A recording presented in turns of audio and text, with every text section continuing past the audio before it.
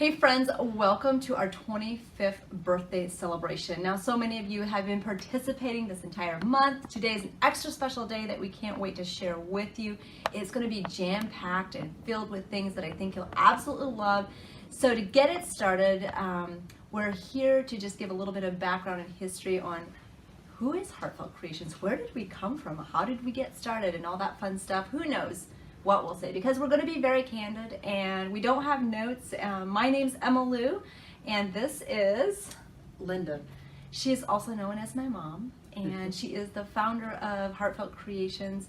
She is the one that was the brains behind getting it started and all that good stuff. So as you're joining us today, let us know that you're watching. Comments are like currency. We love to interact with you and all that fun stuff. So to get started, we're just going to go back and talk a little bit about the, you may or may not have heard about this, of how we actually got started, but we started with a very grand business plan within the crafting community, right? Oh my goodness. Not really, right? It actually started, let's back up just a little bit further, because we gotta get a little bit of context in with where we started in discovering crafting. So do we want to start there? Sure, yeah. Okay. I bought a couple of dinky little phone stamps from Oriental Trading Post. You know, that kids catalog is full of kids toys. Phone stamp, and in the process of showing the kids how to use them, I was like, oh my goodness, you could do so much more with stamps. And then the hunt was on, the quest was on, like, oh my gosh, where do I find more stamps? And which back in the day was hard to find. And I also did not have an online platform. I did not have to go to find things. And I did not have my own vehicle. I did not have a telephone in my house, so it was kind of like, how do I find it? So it was, actually when I found some in a grocery store when I took the kids to the dentist, I stopped at the grocery store to Myers to get groceries, and there I found some stamps and some pads, and they don't even carry those things anymore, but that was a place I got a few, but yeah, that was. And it's amazing. I think to say that the stamping bug had hit us is an understatement, because for sure. While she thought this was a kid's toy, quote unquote, and to say that these were dinky stamps, it is true. Yeah, they were sure. very, I don't know, I think stamps have come a long way in the way that they are created and made. But that's where we got started. I remember, so today you'll hear probably a little bit of like a daughter's perspective in the business starting up, and then my mom's perspective. But I remember in starting into crafting, I just thought this was the best thing ever. And that Christmas, she gave me this like container filled with cardstock and inks and stamps, and when I opened it up, I just thought I had the whole world in my hands. I thought this was the best thing ever. And then we went on to be like, you know what, to fuel our creativity, because I mean, we lived on a farm, money was tight, and we have to find some way to fuel our money for our crafting. Yeah. So what did we do? I started making cards to sell, and I sold them at a local grocery store, and they sold well. And then people started asking me, like, where do you get this stuff? Like, how do you do this? And you have to remember, I did not use any embossing powder or glitter, or I had no die cuts. There was nothing like that. Can you imagine a time before glitter on cards like that, and die cuts? Oh my gosh. And I don't know, I think we've come a little ways since Yeah, then. it was very blah. It was like one color of ink and a sentiment and I made an image on the front of the card, and that was an amazing card. So today we would say that was pretty basic, but we thought it was just the most amazing thing. And that really, it goes to show that it doesn't matter how simple you choose to keep it or how advanced. If you have fun creating, it brings joy to you and the people that you give it to. Yes. So it really doesn't matter like where you're at in crafting. There's still that joy of creating. Yeah. So that's where we got started, and then you were having like kind of a hard time finding the products that you needed, and friends were asking. So one night, I don't know if she came up with this plan in advance of preparing an amazing dinner or something, But what did you do? I asked my husband, it's like, I really think that, people would like it if we would get some. I'd just like to get some stamps and a little bit of paper, just for a friend's family. If he thought that would be a good idea to make a little store. I did not see having a business right in the middle of your own home as a problem. I was like, I'll just put up my dining room, no big deal. I'll put a couple shelves, set a couple shelves in there. Well, just a few stamps. That was my grand business plan when I started. And my husband was like, sure, go ahead. He probably said that in between a couple bites of mashed potatoes or something. It's like, yeah, sure, that would be a good idea, because we joke about the fact that we don't think he knew what he was saying yes to. I don't think we knew what we were asking about. No, we did either. not. I had no clue, because, and sometimes it's good that you don't know. Yes. So, because it would be overwhelming, because you start little by little. You don't just get thrown into this super galactic, okay, we have all these stamps and dies and glitter. That's not the way things start. It's like that saying, if you wait to start or everything's perfect or everything's right, you'll never start. Yes. So she just started, and it was a process of discovering where you could get these products, because remember, she said she didn't have a phone in her house, she didn't have internet. So literally she had to use other sources. Now, if you don't know our background, we lived in an Amish community at that time, which means no electricity. If you have a phone, you go down to a phone shack that might be 2 miles away and all that stuff. So we lived pretty, we didn't have a lot of, primitive, you could say, because we didn't have a lot of the conveniences of electricity brings. Yeah. So you started researching, got some products in, and what was some of the things that you remember as those pivotal moments from that point?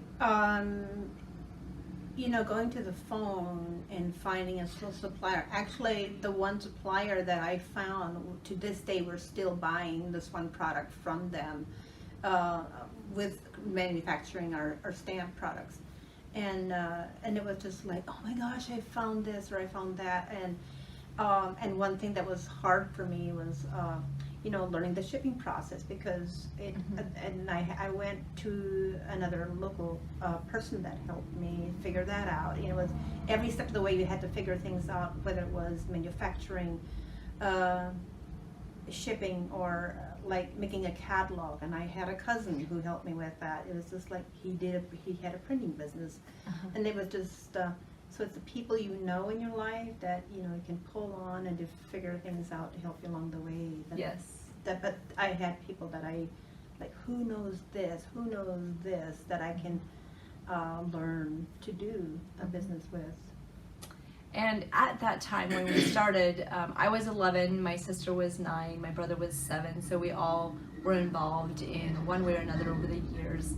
But starting out, that looked a little bit different for some of us. We might have jumped right in and showed some demos, while some of us may have just been peeping around the corner and giggling at crafters that came in through our dining room at all times of the day, right?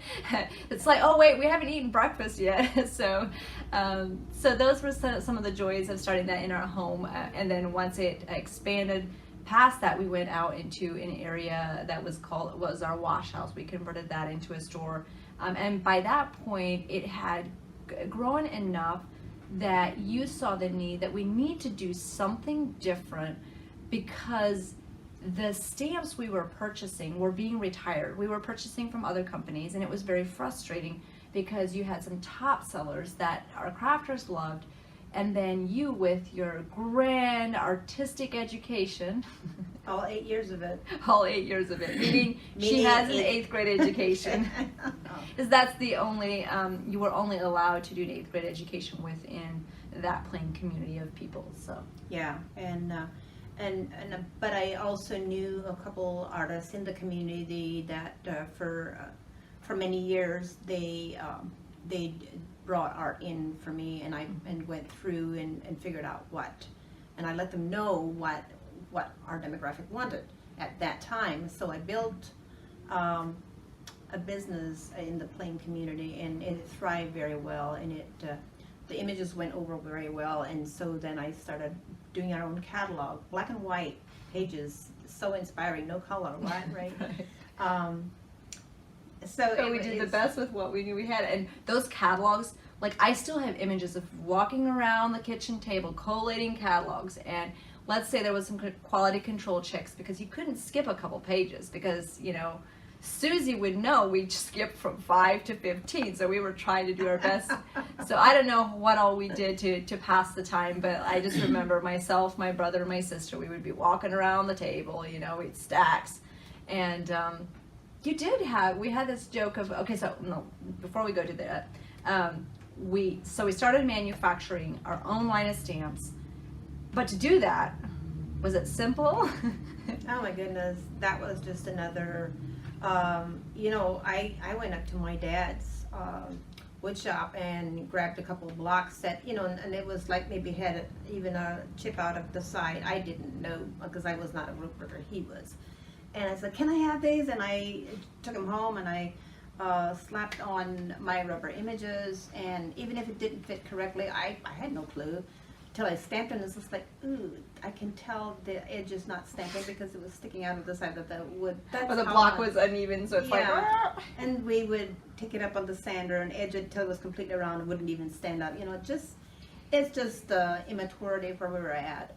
But when you make mistakes, but if you're willing to learn from that and just like continue to improve and make it right where things are like not performing as they should.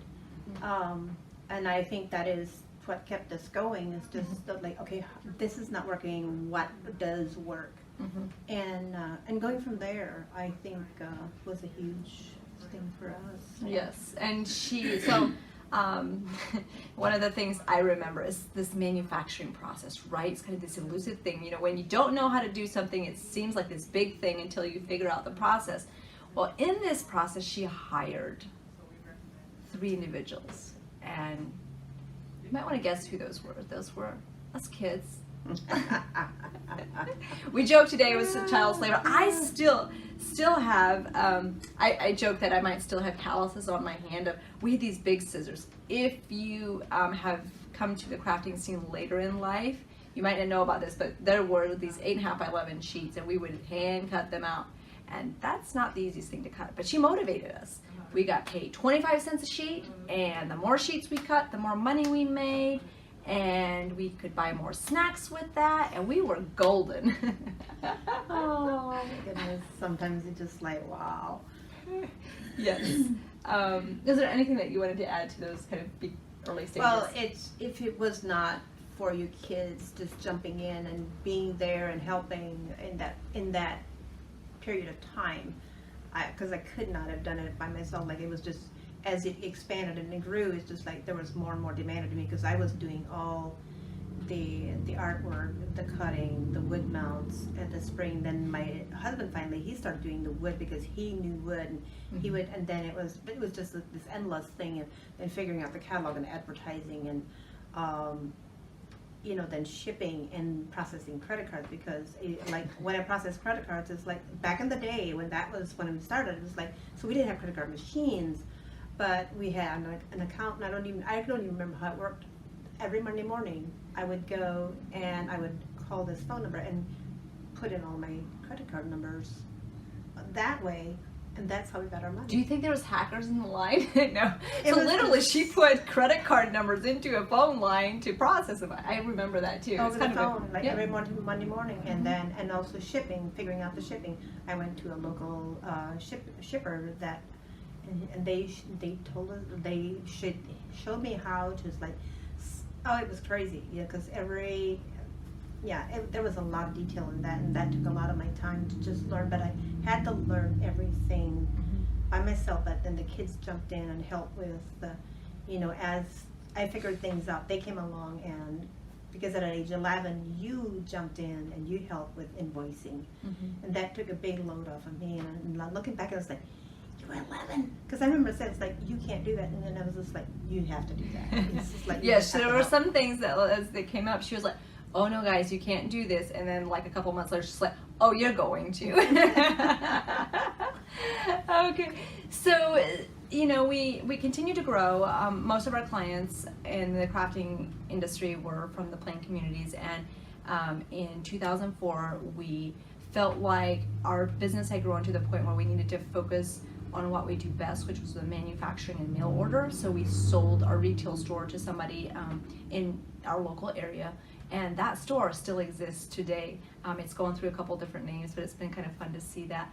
But with that, soon after, we did leave the Amish community, and when that happens, they do not continue to buy from you. So the clientele we had completely, it was like up here, and it went completely crashed to zero, and it was a hard, difficult process and time for us as individuals, but also in business. So what we had built up literally just went to zero, and it was kind of like, okay, what do we do from here? And in that time frame, I had been dating and got married to my husband Richard, and then that's where.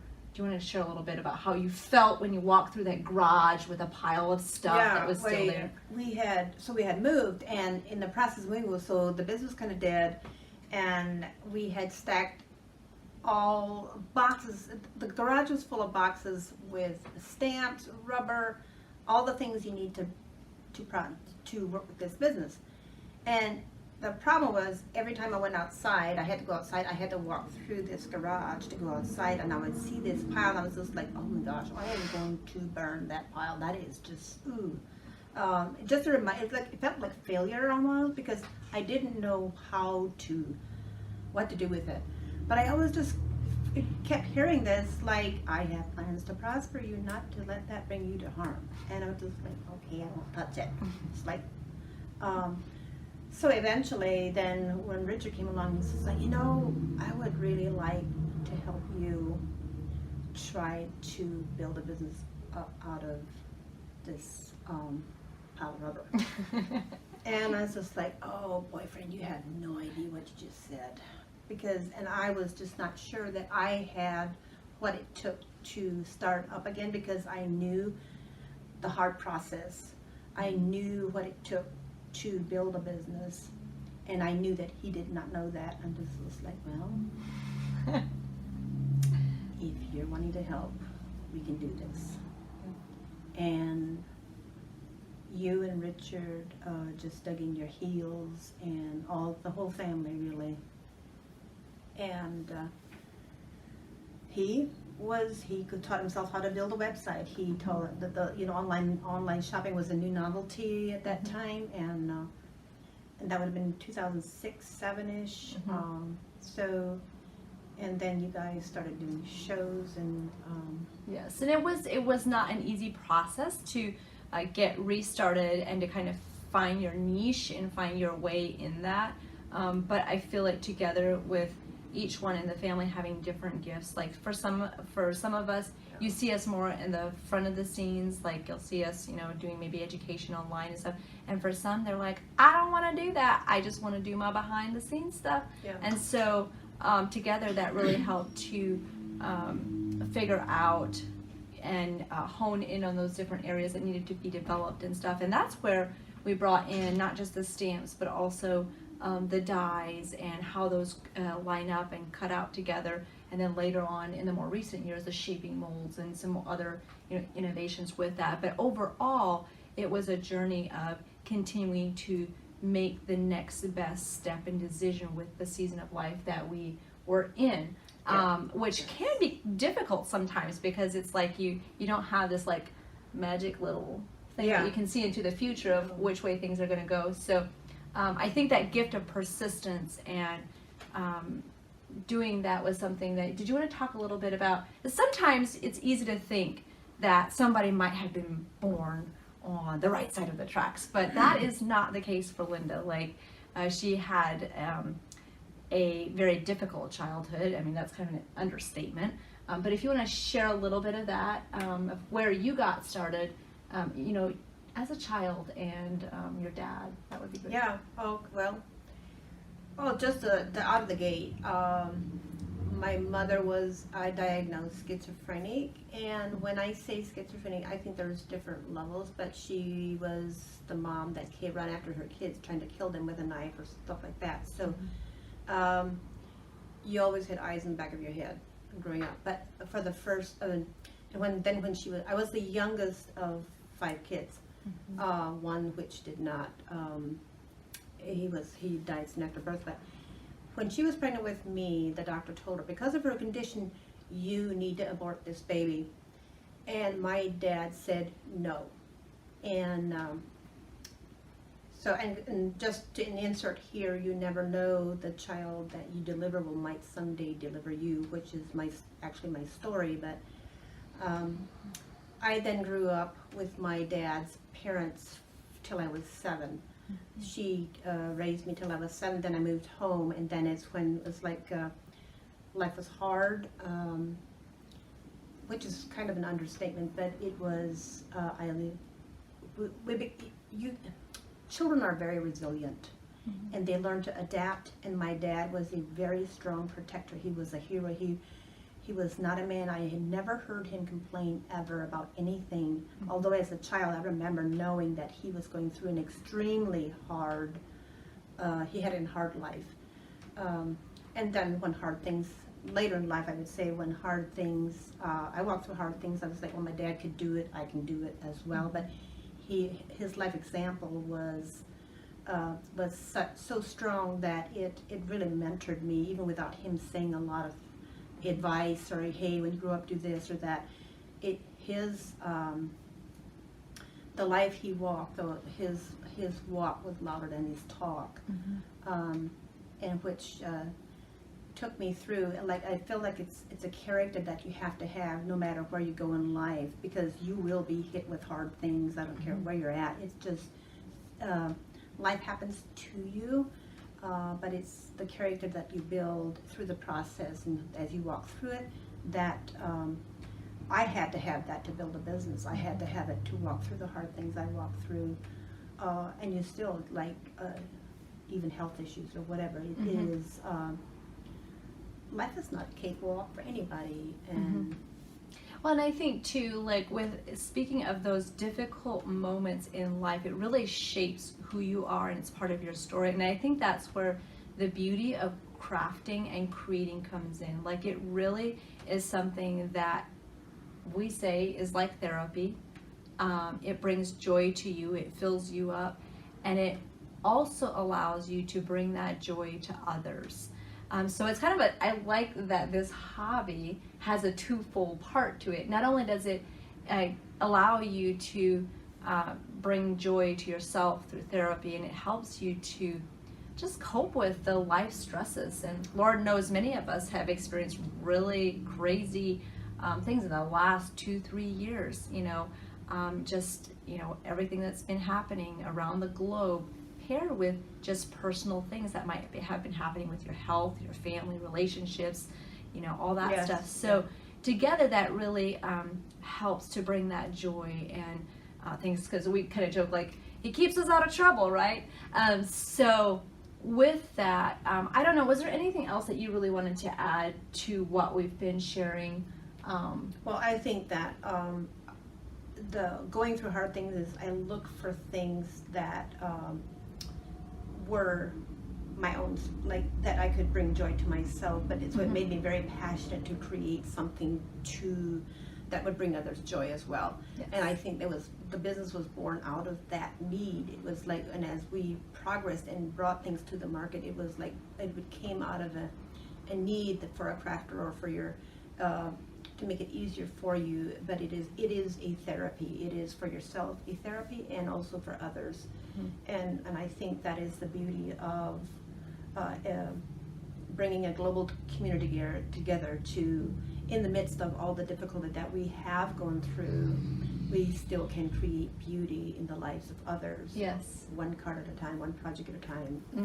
And it's like, we have the slogan, creating art from the heart, and it does bring that beauty where there might be pain, and it creates the beauty for a better tomorrow, right? And that's something that, it's been amazing, what just taking something that may have been birthed from even an area of pain, and making something beautiful.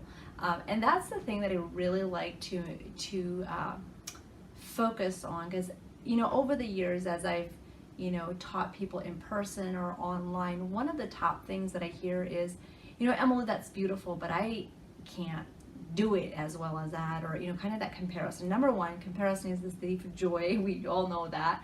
And also, when you see somebody that is doing something that you really love, they probably have just done it a lot, and it's just practice.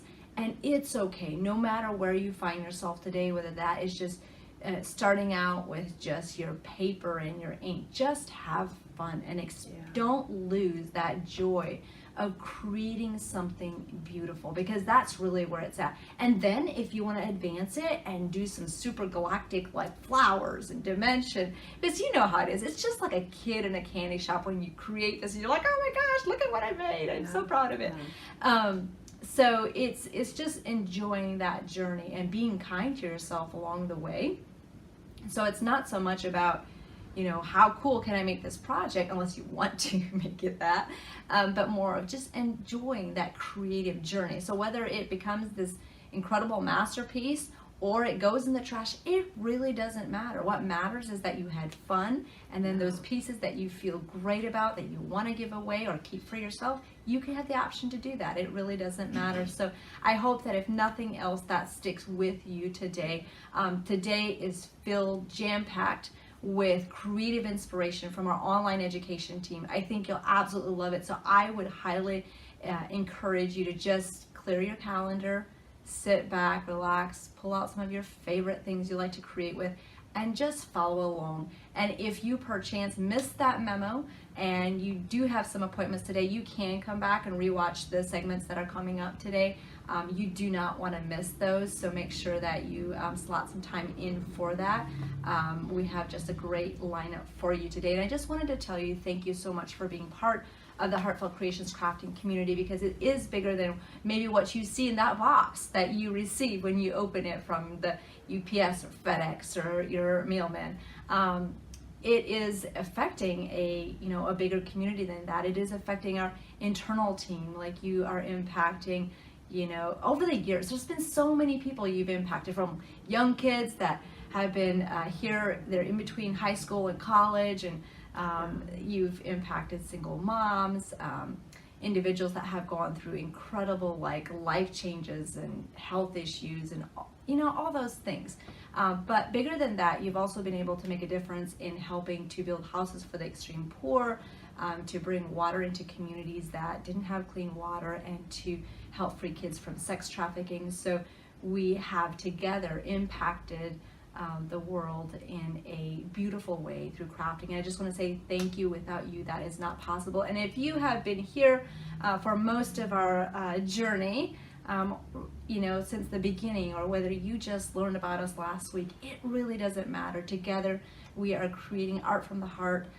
And that's what is making an impact, not only for yourself, but for your friends and family, and then has a ripple effect into the world. So with that, I do know that we have a savings today, 15%.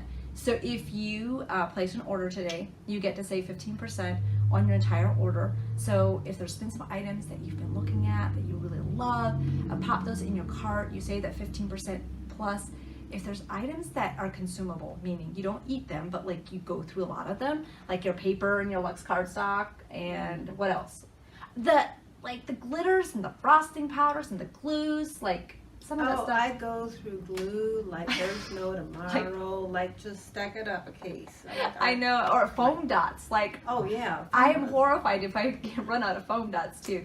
So any of those items, pop those in your cart. If you're an Insider member, you'll get your additional 20% off, which is amazing. You, as an Insider, you also get your free shipping and have access to all the online classes. We have an online class coming up next week that I think you'll absolutely love if you're an Insider. If you're not one, sign up today. It's $12.99 a month. It's really very inexpensive for all the benefits that you get. But stay tuned. We have something coming up for you I think it's the first part of the hour until 8 p.m. Starting at 9, 10, 11, all the way through. So have an amazing day. Thank you for helping us celebrate our 20th birthday.